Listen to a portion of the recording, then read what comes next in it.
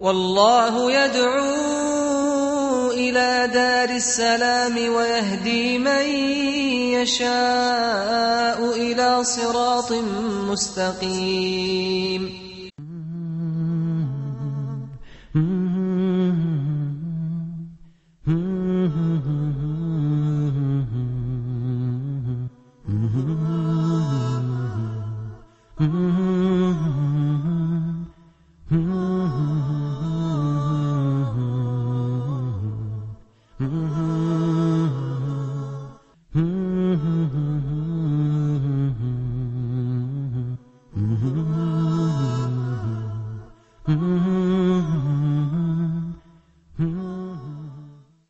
بسم الله الرحمن الرحيم. الحمد لله والصلاة والسلام على رسول الله وآله وصحبه ومن اهتدى بهداه.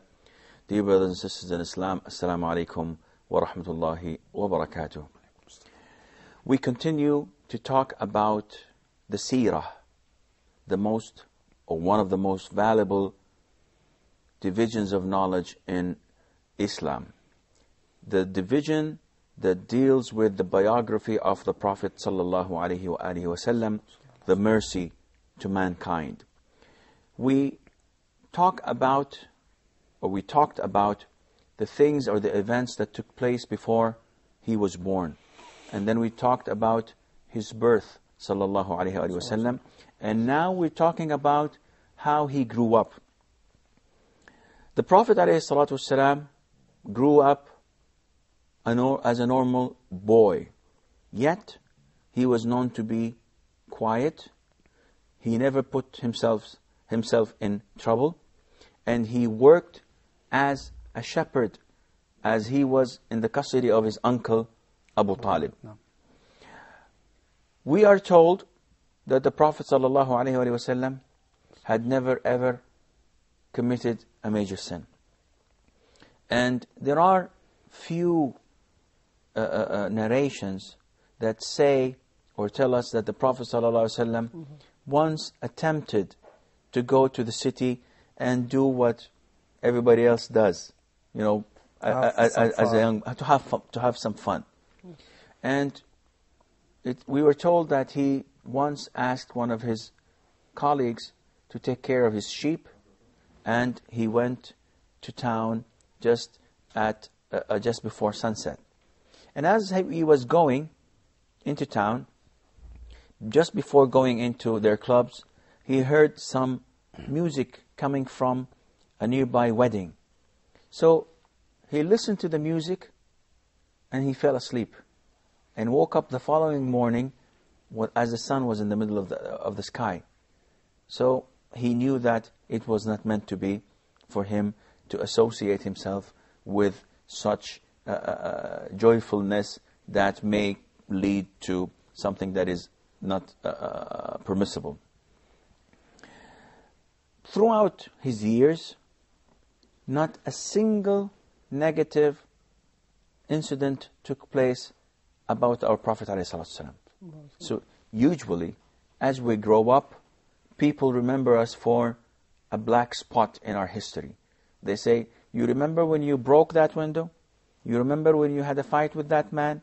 You remember when you did this or stole that, or any incident that would mark a stain in your record. The Prophet ﷺ never ever had this stain. As he grew up, he was known among his peers, among his people, to be the trustworthy and to be the honest, the faithful.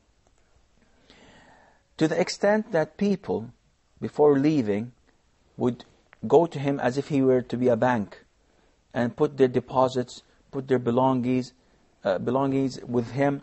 Because remember, at the time of the Prophet ﷺ, there were no banks, no institutions, no governments. So it's survival of the fittest. If you're strong, you could easily go to your neighbor and take his money and maybe kill him. Nobody would be able to talk to you.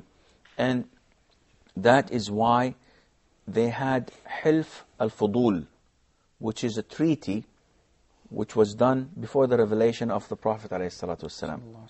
This treaty, as the history books tell us, was initiated because one man once came and had a transaction with Al-As ibn Wa'il, who was one of the dignitaries of Mecca.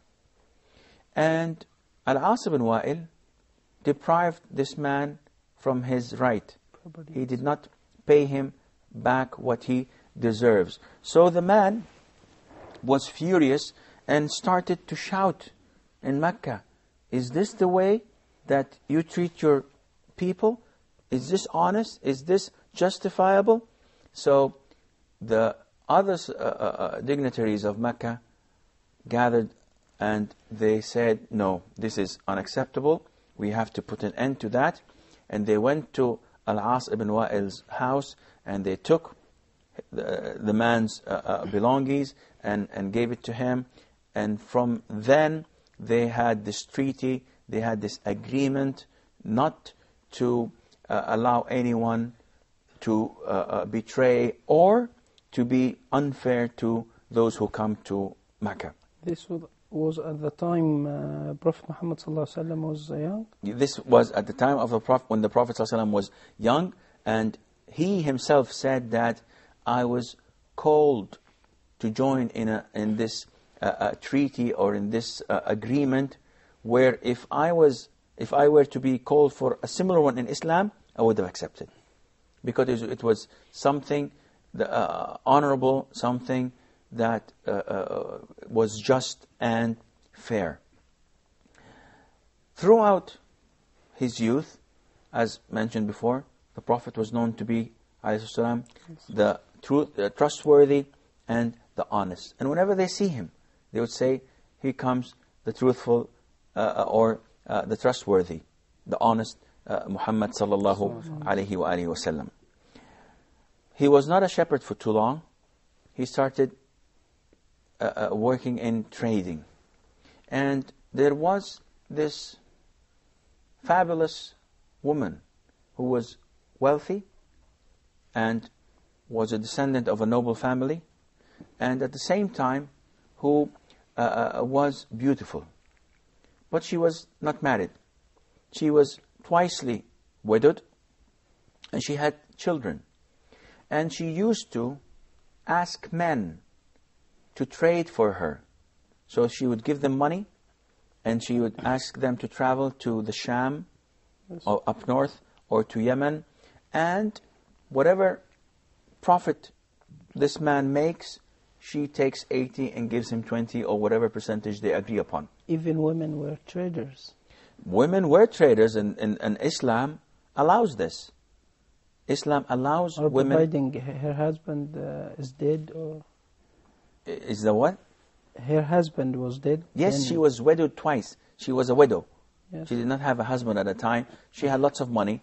And Islam allows this, though we're still at the early stages. We have not yet encountered Islam. But nowadays, if a woman has money, she has all the right to invest her money and work to enlarge her fortune in the permissible ways and within the Islamic boundaries.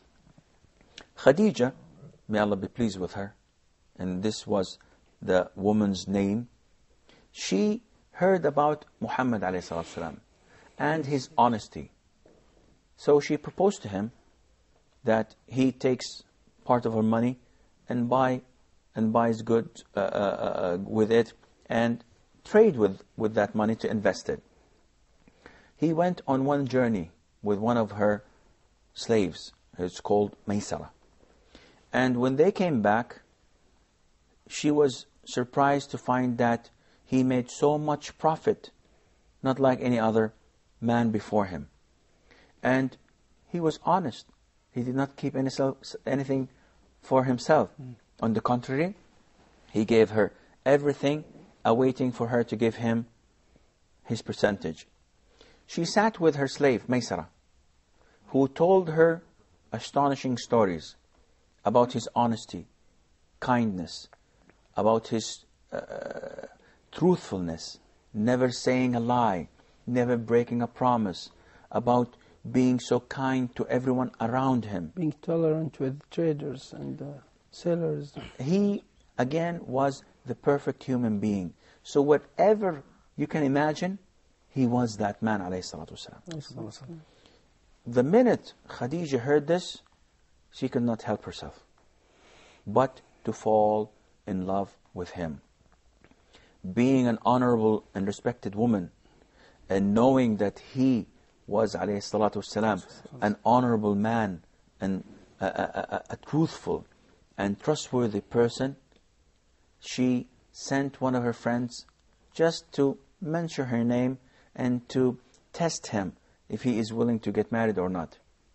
So the woman went and talked to the Prophet ﷺ and started mentioning Khadija and how lonely she was and how the good attributes about her.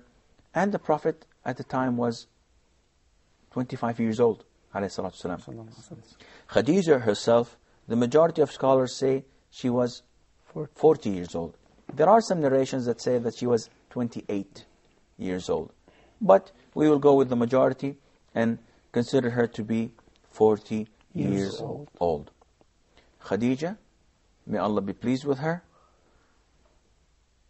sent her friend who proposed to the Prophet ﷺ. The Prophet agreed on accepting her. So he went to his uncle and told his uncle Abu Talib that I'm interested in marrying this woman. Abu Talib was happy because she comes from a noble family and also she is rich. So they approached her uncle, they proposed to her uncle, and her uncle approved of the marriage. She conceded and they got married. Then the age of woman is not a problem as we believe today. Actually, the age of a woman is not a problem, but it helps. See, this is not the case to marry someone who is older than you.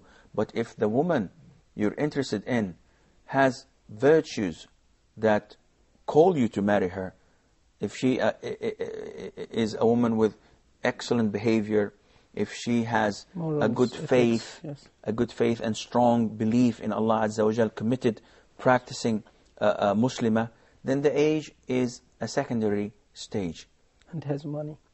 Well, money is a helping factor, but again, personally speaking, I would not marry a wealthy woman, because it's always better to have the upper hand.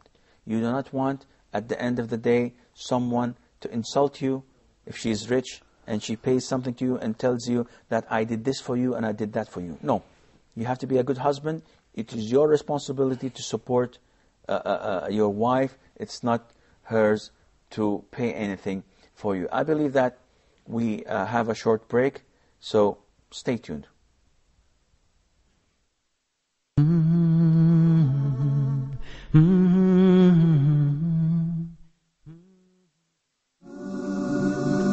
So this is an open invitation for everybody to recognize God and enjoy